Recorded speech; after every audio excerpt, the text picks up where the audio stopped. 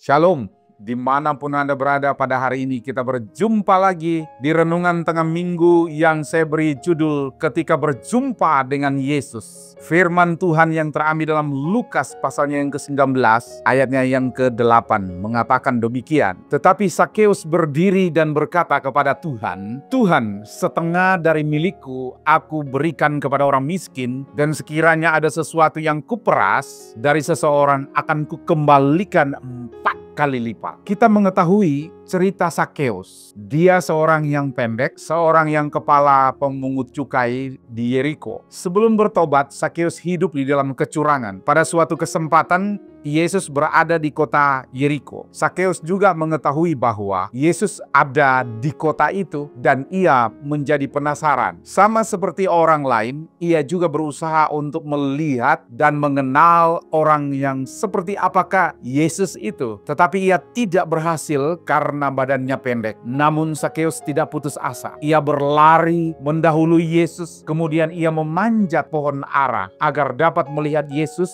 Usahanya pun berhasil. Perjumpaannya dengan Yesus kemudian membuat Sakeus bertobat dan berjanji akan memperbaiki pola kehidupannya yang salah. Ada 3 hal yang luar biasa setelah Sakeus berjumpa dengan Yesus. Yang pertama, membuat kehidupannya menjadi berubah. Ayat yang ke-5 dan ayat yang ke-6 mengatakan demikian. Ketika Yesus sampai ke tempat itu, ia melihat ke atas dan berkata, "Sakeus, segeralah turun, sebab hari ini aku," kata Tuhan, "harus menumpang di rumahmu." Lalu Sakeus segera turun dan menerima Yesus dengan sukacita. Ada sukacita besar yang terjadi pada diri Sakeus setelah ia melihat dan merasakan kasih Tuhan. Tuhan memperdulikan orang yang berdosa. Dan Tuhan tahu Sakeus haus akan kebenaran. Itulah sebabnya ketika ia berjumpa dengan Yesus, Sakeus segera bertobat dan meninggalkan kehidupan yang lamanya. Kalau saudara mau diberkati Tuhan,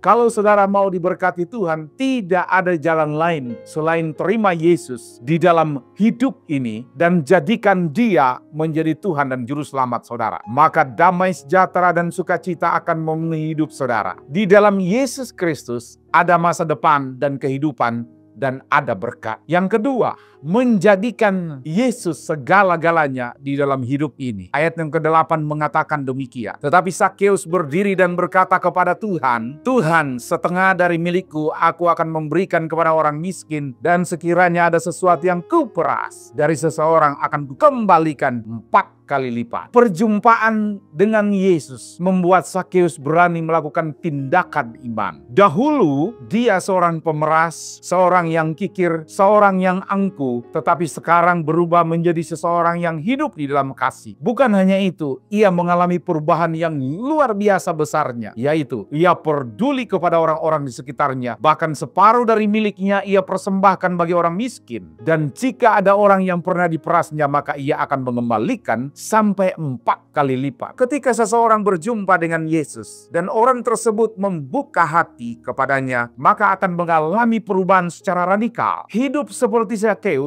dari pemeras atau tukang pala, kikir dan angkuh, berubah drastis menjadi orang yang level up, bukan level down. Artinya hidupnya dari hidup yang biasa menjadi hidup yang bermakna bagi orang lain. Hidup yang bukan sekadar hidup, tapi hidup yang berguna bagi kerajaan Allah. Yang ketiga, membuat seisi keluarga diselamatkan. Ayatnya yang ke-9 mengatakan demikian. Kata Yesus kepadanya, "Hari ini telah terjadi keselamatan kepada rumah ini, karena orang ini pun anak Abraham." Firman Tuhan hari ini terjadi keselamatan bukan hanya pada orang ini, tetapi juga kepada seisi keluarganya. Karena iman satu orang, seisi keluarga menerima keselamatan. Dan inilah sesungguhnya misi utama kedatangan Kristus ke dalam dunia ini. Kesimpulan saya, berjumpa dengan Yesus mutlak bagi kita semua. Karena perjumpaan dengan Yesus membuat hidup kita menjadi berubah. Dari pola hidup yang lama masuk dalam kehidupan pertobatan. Akhirnya buah-buah pertobatan itu sendiri akan mewarnai kehidupan kita. Hal ini dapat terjadi pada kita semua. Jadi tidak ada yang perlu ditakutkan untuk mengikut Yesus Kristus. Karena itu, buka hati kita dan undang Yesus masuk dan tinggal di dalam hidup kita. Tuhan Yesus senantiasa memberkati. Mari kita berdoa. Tuhan, hamba-Mu berdoa menyerahkan seluruh kehidupan kami, dimanapun kami berada, setiap kami yang mendengarkan firman-Mu. Allah yang hebat turut bekerja dalam hidup rumah tangga kami, menjadi rumah tangga yang terbaik. Suami, istri, para anak-anak, laki-laki dan perempuan yang terbaik, masa depan mereka yang terbaik, berkat Tuhan yang terbaik, kehidupan di dalam Allah yang terbaik. Apa saja yang diperbuat oleh setiap mereka diberkati oleh Tuhan dengan limpah. Di dalam nama Tuhan Yesus Kristus, Raja alam semesta kami yang hidup, kami mengucap syukur dan berdoa. Kita semua yang percaya katakan amin. Tuhan memberkati kita semua.